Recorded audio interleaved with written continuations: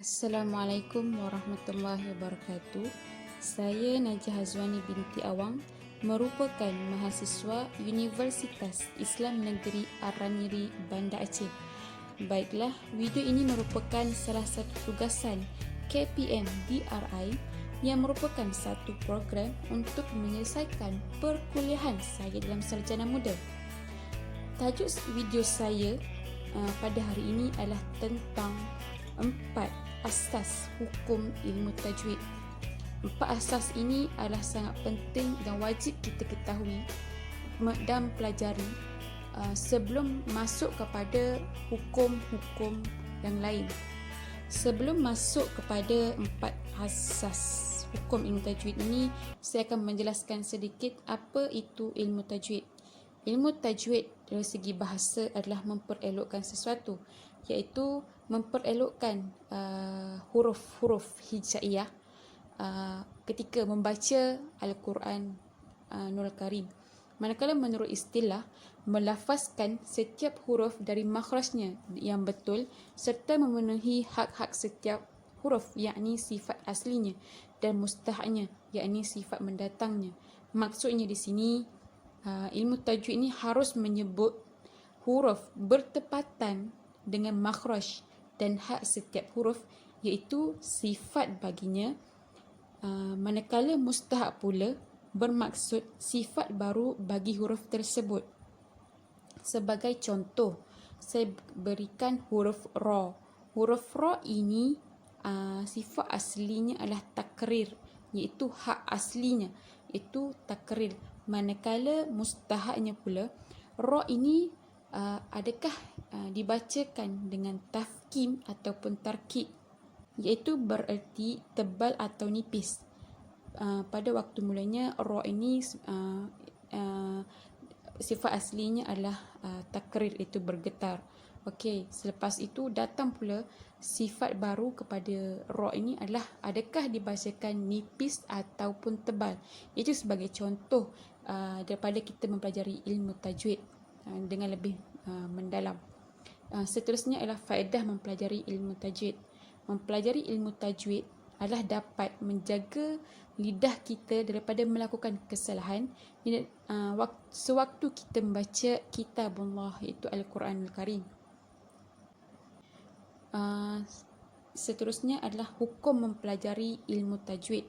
Hukum mempelajari ilmu tajwid adalah fardu kifayah, dan mengamalkannya iaitu membaca Al-Quran dengan bertajwid adalah fardu ain bagi setiap muslim dan muslimat. Daripada yang saya baca ini adalah bahawa mempelajari ilmu tajwid adalah wajib untuk kita membaca sewaktu membaca Al-Quranul Karim. Seterusnya iaitu kita akan belajar 4 hukum asas ilmu tajwid. Pada mulanya iaitu tentang hukum nun sakinah ataupun tanwin. Hukum nun sakinah dan tanwin ni terjadi apabila berjumpa dengan huruf hijaiyah. Maka terjadilah 4 hukum, iaitu adanya izhar, idgham, iqlab dan juga ikhfa. Yang pertama adalah izhar. Izhar menurut bahasa adalah menyatakan sesuatu dengan jelas. Manakala menurut istilah, melafazkan setiap huruf bertanda sukun dari makhrajnya tanpa dengung pada pertemuannya dengan huruf izhar. Dan juga izhar ini dinamakan dengan izhar halki. Kenapa dinamakan dengan izhar halki? Kerana huruf-huruf izhar ini semuanya berada di kawasan halkum, seperti kha, ha, ain, ghain, dan juga ha. Itu keenam huruf izhar ini semua berada di halkum dan dinamakan dengan izhar halki. Izhar ini terjadi apabila adanya nun mati ataupun tanwin bertemu dengan salah satu huruf hijaiyah yang 6, iaitu huruf izhar tadi, maka haruslah bacanya dibaca dengan jelas tanpa dengung. Sebagai contoh, yang saya sediakan di situ adalah daripada huruf A, Hamzah, iaitu hasidin idza. Bermaksudnya di sini da berjumpa dengan alif A, tanwin tersebut dibaca dengan jelas tanpa dengung. Hasidin idza. Yang kedua adalah huruf H. Huruf H ni iaitu salamun hiya. Salamun hiya, tidak berdengung. Yang kedua adalah idgham. Idgham di sini bermaksud adalah idgham di sini bermaksudlah memasukkan. Idgham ini terbagi kepada dua, iaitu idgham ma'al gunnah dan juga idgham bila gunnah. Idgham ma'al gunnah ini memasukkan serta dengung.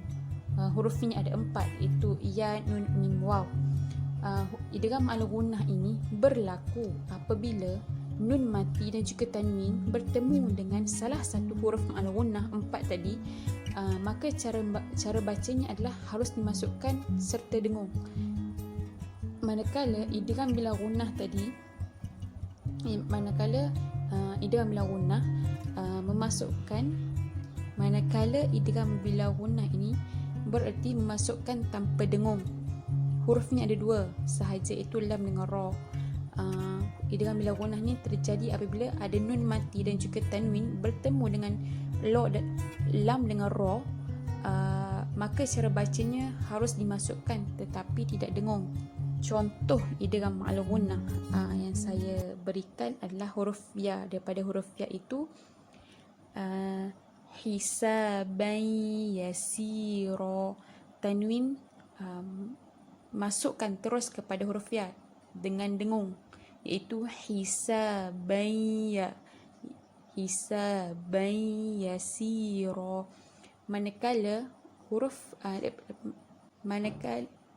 Manakala contoh daripada idgham bila gunnah adalah huruf ra, iaitu tawwabar rahima. Tanwin tadi bertemu dengan salah satu huruf idgham bila gunnah, memasukkan tanpa dengung, iaitu tawwabar, tanpa dengung. Itu contoh daripada idgham. Yang ketiga adalah iqlab. Iqlab ini bermaksud menukarkan sesuatu kepada sesuatu. Daripada istilah pula ialah menukarkan lafaz nun sukun dan juga tanwin kepada lafaz mim, lalu diikhfakan ataupun disembunyikan di sisi huruf ba serta mengekalkan sifat dengungnya. Huruf iqlab ini ada satu sahaja, iaitu huruf ba.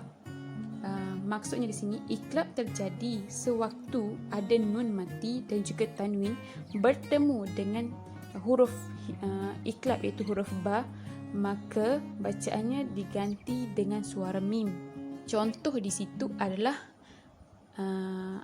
yang pertama adalah min ba'd. Mim tanwin di situ ataupun nun mati di situ ditukarkan kepada mim. Ini terjadi sewaktu apabila berjumpa dengan ba sahaja. Yang kedua adalah ayatun bayyinah. Itu adalah contoh daripada iqlab. Yang keempat adalah ikhfa. Ikhfa maksud di sini adalah tersembunyi. Huruf menurut istilah adalah membaca huruf dengan sifat bacaan antara izhar dan idgham tanpa sabdu serta mengekalkan sifat dengung huruf pertama. Ikhfa juga ini dinamakan dengan ikhfa hakiki. Huruf ikhfa ini ada 15. Kalau nak lebih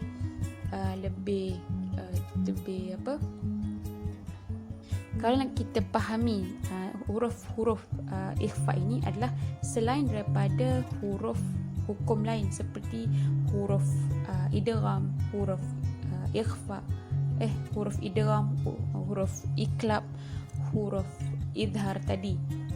selain daripada huruf tersebut, maka huruf-huruf hijaiyah yang lain adalah masuk kepada ikhfa, iaitu ada 15. Boleh lihat di situ ada sa, ada sin, ada ta, ada jim, ada zai, sod dan selainnya. Ikhfa ini terjadi apabila nun mati ataupun tanwin bertemu dengan semua huruf hijaiyah yang selain daripada huruf-huruf hukum tadi, huruf selain pada ikhfa tadi, maka cara bacanya adalah disamarkan. Sebagai contoh, saya ambil daripada huruf tha, iaitu qawlan thaqila, iaitu dengung disamarkan dan terus masuk kepada huruf tha. Makhraj dengung, kita masukkan qawlan thaqila, dengung disamarkan dan terus lidah kita terus masuk kepada makhraj tha di gigi atas, qawlan thaqila. Seperti itu. Contoh kedua yang saya ambil adalah azbun furat.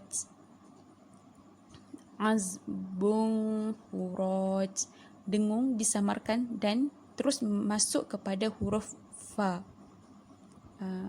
Itu sahaja yang saya dapat sampaikan daripada 4 asas hukum ilmu tajwid pada hari ini. Sekian sahaja video saya pada kali ini tentang 4 hukum asas ilmu tajwid. Semoga kita jumpa lagi di lain kali. Terima kasih kerana menonton. Assalamualaikum warahmatullahi wabarakatuh.